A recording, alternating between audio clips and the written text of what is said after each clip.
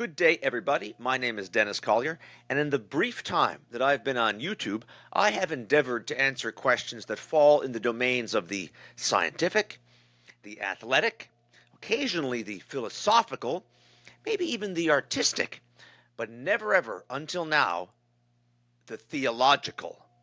But yes, I am going to attempt to answer this enormously profound question: can the Bible help the Toronto Maple Leafs? Spoiler alert, I think the answer is yes. I think that it can. And ladies and gentlemen, I'm even going to give you a precise passage in the Bible that seems to, in fact, have been written especially for the Toronto Maple Leafs. But you got to wait to the end to hear the passage. Now, why am I even asking this question? Well, if you were going to try to explain the Maple Leafs' latest playoff loss, a Game 7 home ice 6-1 defeat by the Florida Panthers following a Game 5 loss by the exact same score, you would have to say this is a catastrophe of biblical proportions. So before I answer the question and show you this specific Bible verse that I think explains exactly what's going on with the Maple Leaf situation, I think it's useful to give some background as to how bad this team has performed when it's mattered most in recent years. And to do this, I'm going to show you an email that I sent in the year 2022, not to make myself sound like a prophet, but folks, take a look at what I was saying this team needed to do 3 years ago. I'll just read you the most pertinent part here of what I wrote, keeping in mind, folks, this was the year 2022. I cannot reiterate strongly enough the empirical data screaming that some major change needs to be made is of historic proportion. Historic not just for this one league, but spanning multiple leagues in multiple sports. It is such that there is no logical defense to keep going as you have been going.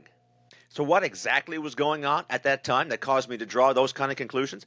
Well, this is just after the Leafs lost Game 7 to the Tampa Bay Lightning, and in doing so became the first team in the history of the NHL, the NBA, or Major League Baseball to lose a winner-take-all series in the first round of the playoffs 5 consecutive years in a row. I mean, but here's a stat that's even more damning. At the time, that same core group of players had then lost 9 consecutive playoff games in a row where they had a chance to win a series. And it's very important here to focus on the same core of players, because usually streaks like this, they take multiple generations even to build up. But we're talking about the same core of players, namely Matthews, Marner, Nylander, and Riley had been there for all the losses, and we'll throw Tavares in there as a fifth. So the core of the team, folks, has now lost 9 consecutive playoff games in a row where they had a chance to win a series. Let me put that in context for you. Wikipedia tells me that in the long, long history of the Toronto Maple Leafs franchise, they have played a total of 7,114 games. In that entire enormous sample size, the longest losing streak they have ever had is 10 games. Or maybe it would be even better if I tried to explain it just with pure, simple mathematics. Let's pretend you had a coin, and you flip that coin 9 times. And for 9 consecutive times, it landed on a head. What would be your conclusion?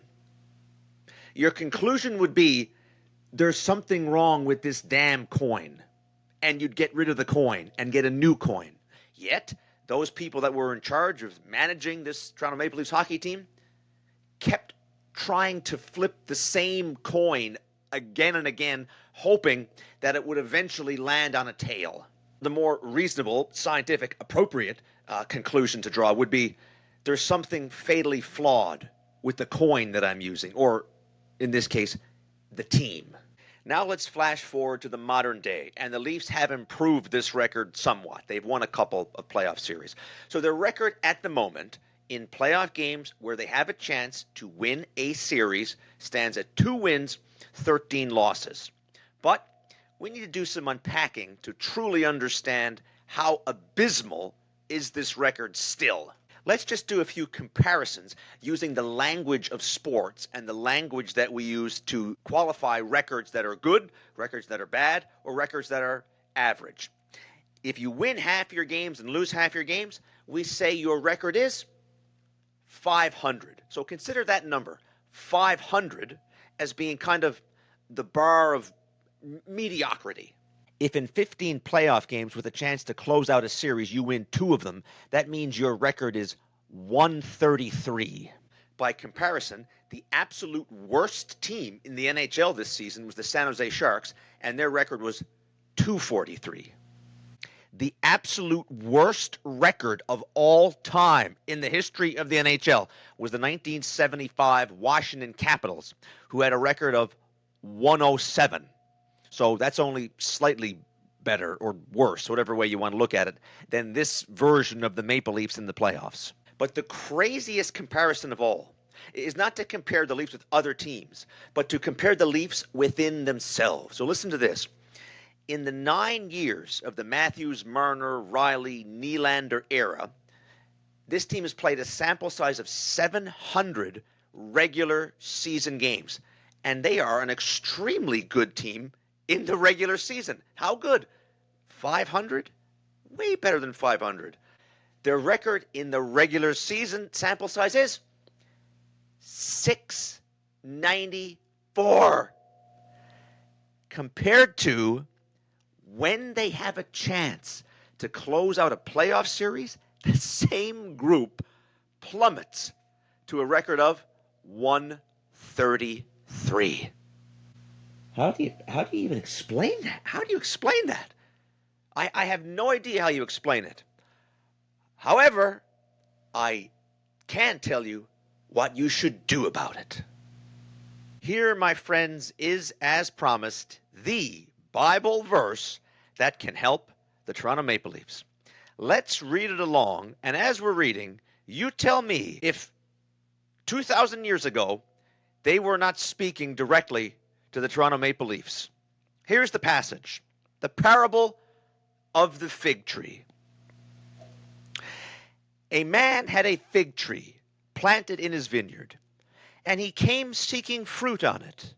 In the same way, perhaps, that fans would come to Scotiabank Arena seeking fruit. But like those fans, the man found none. And he said to the vine dresser, "Look, for 3 years." By the way, what was the date of that email that I sent? It's been longer than 3 years that Leafs fans have been waiting. But anyway, they're more patient than this guy with the fig tree. Anyway, he said to the vine dresser, "Look, for 3 years now, I have come seeking fruit on this fig tree, and I find none. Cut it down." Is he talking about a team or a fig tree? "Why should it use up the ground?"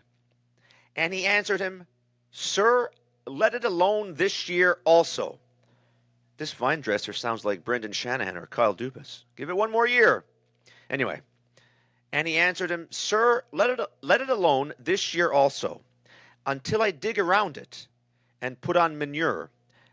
There's a lot of Leafs fans that would like to put manure on something. Anyway, "Then if it should bear fruit next year, well and good. But if not, you can cut it down."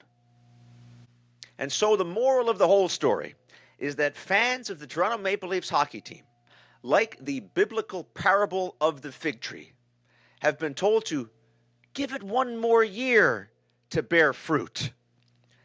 However, that was several years ago. The time is up, and the time has come to cut the whole thing down.